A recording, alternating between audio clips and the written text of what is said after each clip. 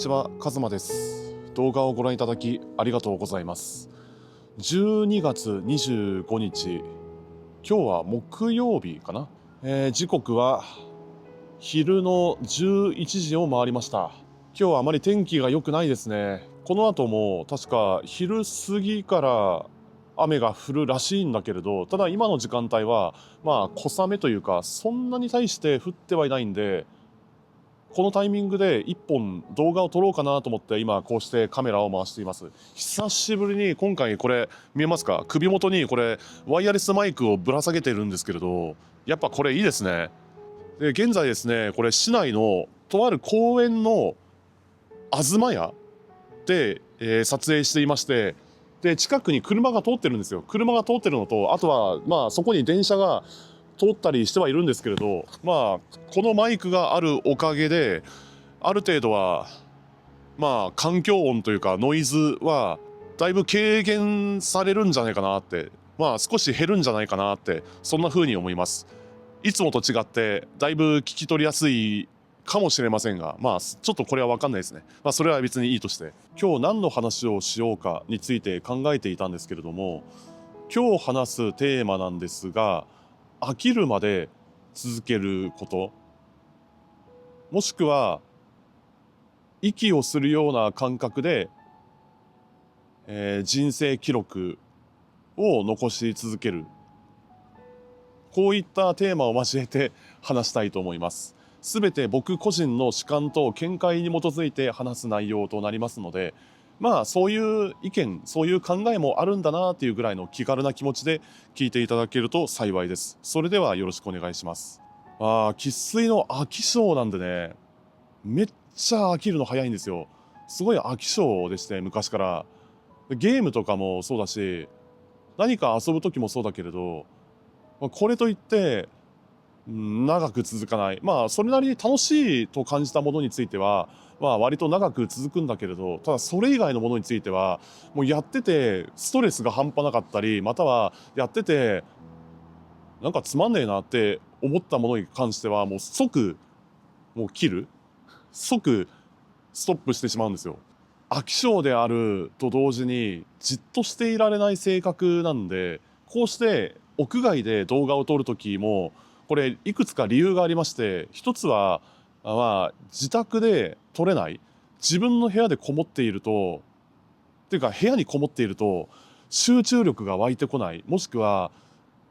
無気力になってしまうんですよね。ちょっとモチベーションが上がらないっていう、いろんな理由があって、なるべく動画撮影をする時と、または撮影した動画の編集作業やそれ以外に、何かしらそのブログを書くことだったり、それで文章を書くことや、あとはそれ以外の、いろんなことを全部ひっくるめて外で作業することが多いですね。なんか自宅にいるとどうしても集中できないというか、眠くなっちゃうんですよね。眠たくなってしまうことや、なんだかちょっと気分が落ち込む、気分が沈んでしまうのを避けるために、なるべく外に出て、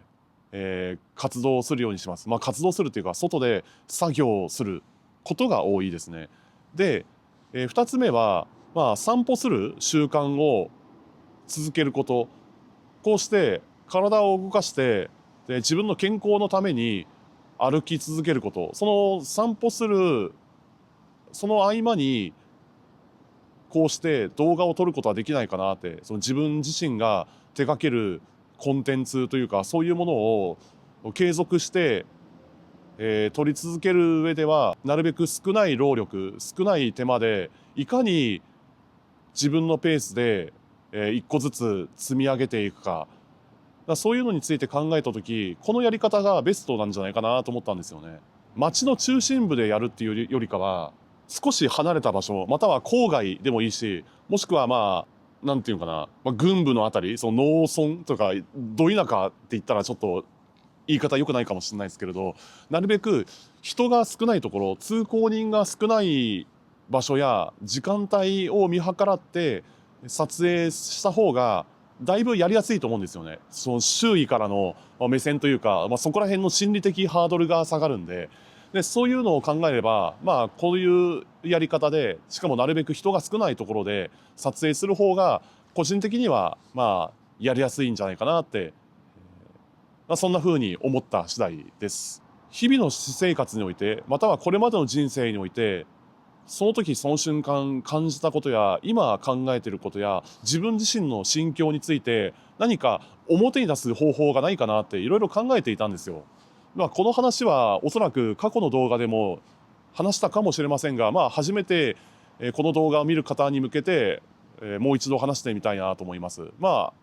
すでに僕の動画を何度か見ている方にとってはリマインドというか現時点で考えていることをもう一度振り返るような、そういう形でもう一度話をさせてください。別に許可を求めるつもりはないし、これ僕のチャンネルなんで別にどんな話をしようかは僕の自由なんですけれど、それは別にいいとして、なんというか日記を書くのもいいですし、もしくは僕この YouTube 以外にノートで文章と写真を交える形でYouTube では話せないようなことをもう文面でもうずっと書き続けているんですよね。その中でやっぱり、文章も別に悪くはないけれど、個人的には自分の言葉でこうして声に出して話す習慣を作りたいなと思って、いろんなやり方がある中で個人的には YouTube がやりやすいんじゃないかなと思って、それで今に至るっていう感じですね。で続けていくうちに登録者数と再生回数、一定の条件を満たせる、一定の条件を満たせれば収益化につながるわけですし、そこら辺はやっぱり続ける価値はあるんじゃないかなと思って、でそれでこうして、自分のペースで、動画を更新し続けているっていう感じですね。そんなところかな。もともとカメラに関しては何から始まったんだっけな。今使ってるカメラじゃなくて、昔は確かあれ GoPro じゃなくて DJI のオズモアクション、それの初期型のやつ、確かそれを楽天で買ったところから始まったんですよね。歩きながら動画を撮りたいっていうのと、あと今日みたいに天気が悪い中でも一切気にすることなくガンガン使えるっていう、その汎用性の高さというか、雨降ってようが雪降ってようが関係なく使えるこの気軽さ、それについて考えた時に、当初はアクションカムが自分に合ってるんじゃないかなと思って、それで買って、試しに撮り続けてみたんですよね。これが大正解でして、走ってる時や自転車乗ってる時もそうですし、または階段を上がる時やまたは山を登る時もそうですけれど、そういう時やっぱねすごい楽なんですよ、このアクションカムって。で今使ってるのがそのオズモアクションのこれはなんだっけ、3じゃなくて4か、アクション4を今使ってるんですけど、大満足ですね。で今のこのアクション4を使い続けてもう2年目かな。確か2023年の10月頃に買ったんで、でその時買って、でそれから今に至るんですけれど、めちゃめちゃ便利ですね。去年のニュージーランド縦断旅の時も使ってましたし、あとは北海道を旅していた時もよくこのカメラを使ってました。動画撮影の7割か8割ぐらいはこのカメラで撮ってますね。でいろいろ試していく中で、最初はテロップをたくさん残したりとか効果音を入れたりとか、よく他の人たちがやってるような編集方法というか、その表現手法というか、そういうものをこう見よう見まねでやってたんですが、その時ねすごいストレスが半端なかったんですよ。こんなに一本の動画に対してこんな時間をかける必要があるんだろうか。それも僕個人のパーソナル Vlog というか、自分自身の心境やありのまま思ったことを話す、完全にこの個人のそのパーソナルな部分を前面に出す目的でやるような、こんなただ話してるだけの動画を撮るのに対して、でそれを編集するのに対してこんな時間かける必要あるんだろうかっていろいろ思ったんですよね。でそこで思ったのが、これ別に無理してテロップを残さなくてもいいし、ほんの最小限の部分だけ強調して映すとか、大事な部分だけイメージ画像を載せたり、そこの解説とかだけを載せればいいんじゃないかなって思ったんですよ。それもやりながら学んできたことですし、やっていくうちにこれは別にいらないけれどこれは必要だなとか、あとこういうやり方もあるんだ、これでもっと作業効率というか編集作業のやり方が良くなるんじゃないかなって、それもまあやっていくうちにいろいろと学ぶことがたくさんあって、まあ、結果的には良かったなと思いますね。飽き性の自分がまさかこんなに続くとは思わなかったんで、まあそれでもね、たまにこうして動画を撮ることや編集作業において、なんだろうな、まあある程度慣れてきたっていうのもそれはあるかもしれませんが、なんだかちょっと新鮮味がないというか、次のフェーズに進みたいかなっていう気持ちもあるんですよね。まあそれについてはまた次回の動画で話そうかなと思います。次回どういう動画を撮ってみたいかについては、まあそれはまた次の機会で話そうかなと思います。で、続いてなんだっけ、他に話したいことがまだあったんですけれど、その飽き性である件について昔の自分を振り返ると、一時期漫画を読んでた時期があったんですよね。でそれは確か当時の TSUTAYA かな、その TSUTAYA レンタル、あれ確か漫画レンタルあるじゃないですか。1週間につき500円、その10冊丸ごと借りると1冊あたり50円で借りることができる、そういうのがあったんですよね。いやドハマりしてましたね。だって漫画を買うのも結構お金かかるし、買ったとしても置く場所がないんですよ。当時本棚はあったといえばあったけれど、もう満杯でしてこれ以上置く場所がない。じゃあどうやって漫画をじっくり楽しめるかというか、まあ、どうやって漫画を読み続けれるかについて考えた時に、漫画レンタル、その TSUTAYA の漫画レンタルがあったんですよね。で今だったらなんか LINE 漫画とか、あと Kindle とかいろいろあるじゃないですか。スマートフォンで見れるやつもあれば、あとはその Kindle っていうその目に優しい、ディスプレイ型のやつもありますよね。電子書籍の。まあ、そういうのももちろんいいと思うんですけれど、個人的には紙の食感が好きなんですよね。紙媒体で読みたいっていうか、まあ、そういう感じ。紙の本を純粋に読みたいんですよ。でそのこともあって、で当時はまあよくその漫画レンタルを利用して、まあ何百冊読んできたことか、まあちょっと数えてないんで分かんないけれど、まあそれもある日突然飽きてやめたんですよね。まあ車を手放したのもあるし、毎回借りて返しに行くっていうその一連の流れがちょっと面倒になってきたこと、その都度店に足を運ぶその習慣がなんだかちょっと面倒くさいなっていう風に感じて、でその日を境にぱったり読まなくなったんですよ。もちろん今でもたまに漫画を読む時はあります。少ない欲望で生きていくっていうような、まあ、いろんな考え方があるんで、まあ、そこら辺はちょっとこれ以上話し続けると時間が長くなってしまうので一部省略するけれど、まあ、そういう感じかな。であと他に飽き性に関してで振り返ると、一時期カメラを買ってた時期があったんですよね。で最初は確かこのアクションカム以外にミラーレスカメラを買ったのがきっかけで、それは確か2022年のヨーロッパ横断旅を終えて、で日本に帰国したその後、確かソニーの ZV-E10 を買ったのかな。そこから始まったんですよね。なんというかスマートフォンで撮る写真も別に嫌いではないんだけれど、なんだかちょっとこう平べったいというか、なんだろう、こう白っぽいというか平たい印象というか、あんまり感動しないんですよね、スマートフォンで撮る写真って。なんだろう、光の描写やその色合いもそうだけれど、まあそれはちょっと置いといて、えっとなんていうんですかね、こうして YouTube を続けていくうちに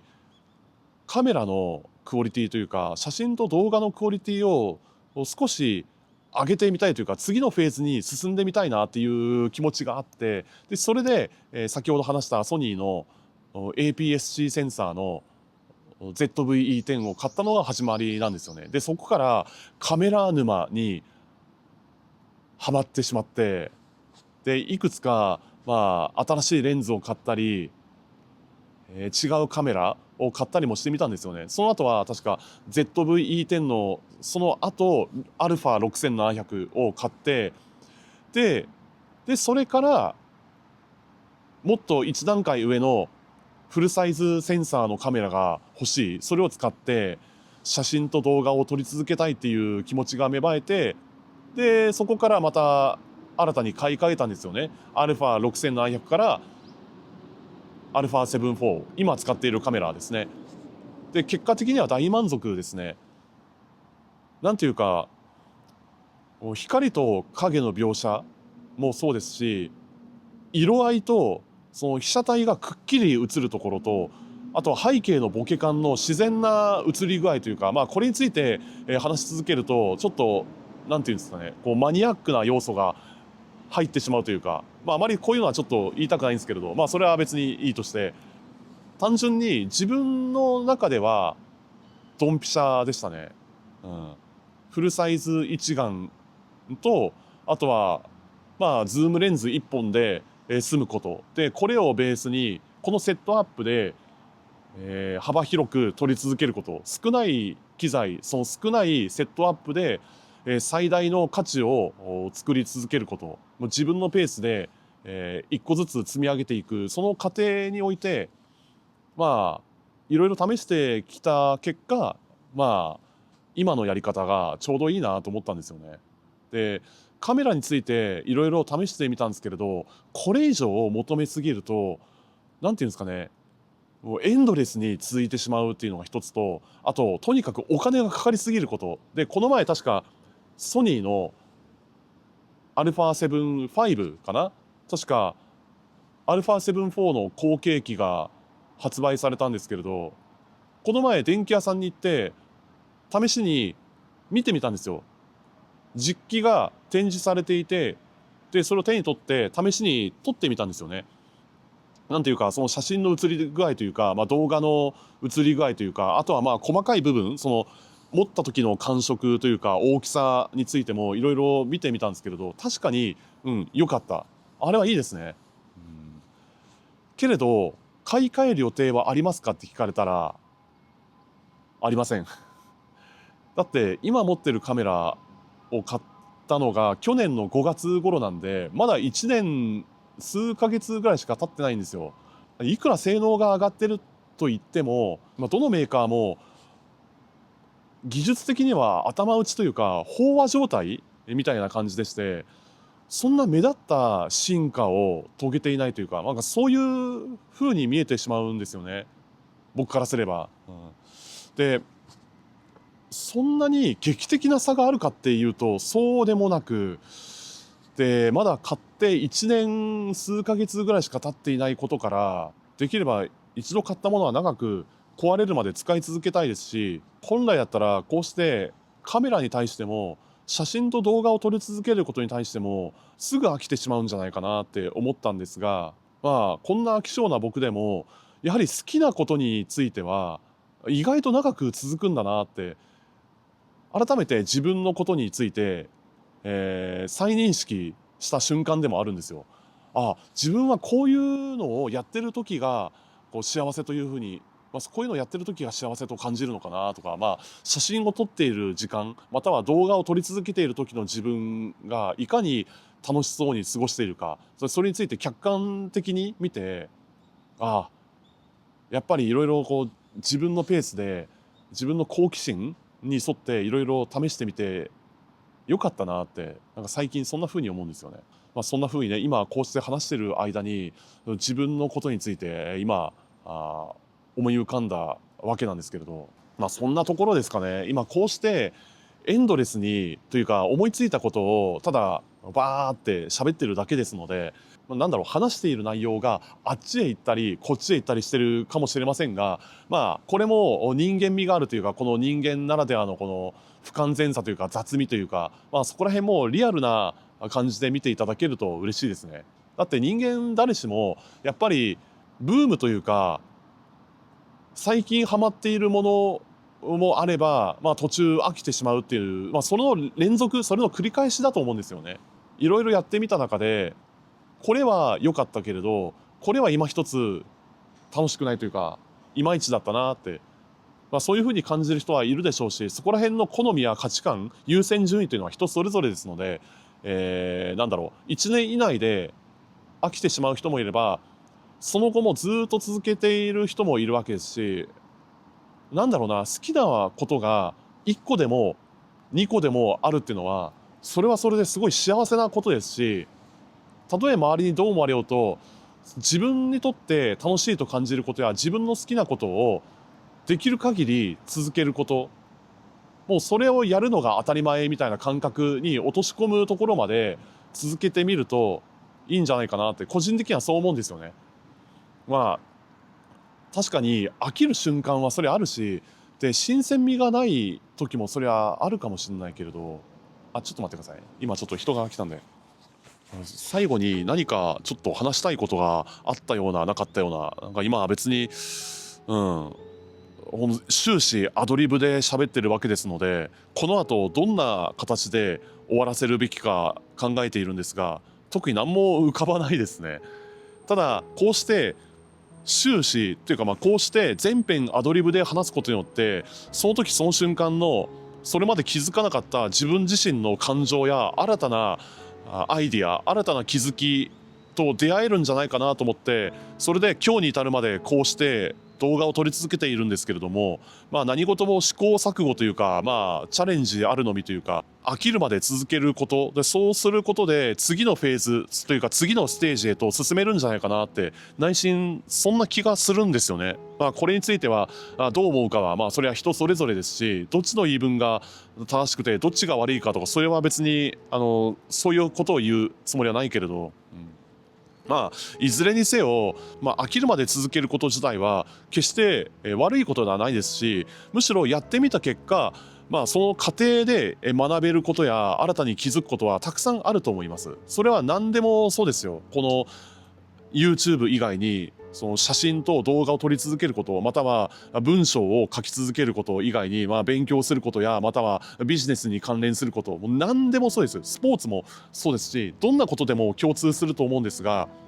自分自身がやってて楽しいこと、または自分の適性に合ったこと、もしくはそれ以外になんていうかな、どこか新鮮味がないものの次の何か新しいものが見つかるまでは続けてみようかなみたいな、それぐらいの気軽な気持ちで、日々の私生活、その日常のルーティーンの一部としてひたすら続けてみると、そこから先何か新たなアイディアが浮かぶかもしれないし、もしかしたらその後そこから次のフェーズへと進めるかもしれないんで、まずは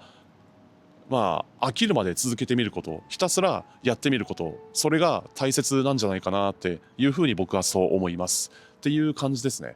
というわけでそろそろ時間ですので、今回の動画はこの辺で終わりにしたいと思います。最後まで見ていただきありがとうございます。今後ともよろしくお願いします。もし今回の動画がいいなと思いましたら、グッドボタンとチャンネル登録をしていただけると嬉しいです。それでは次回お会いしましょう。ありがとうございました。さようなら。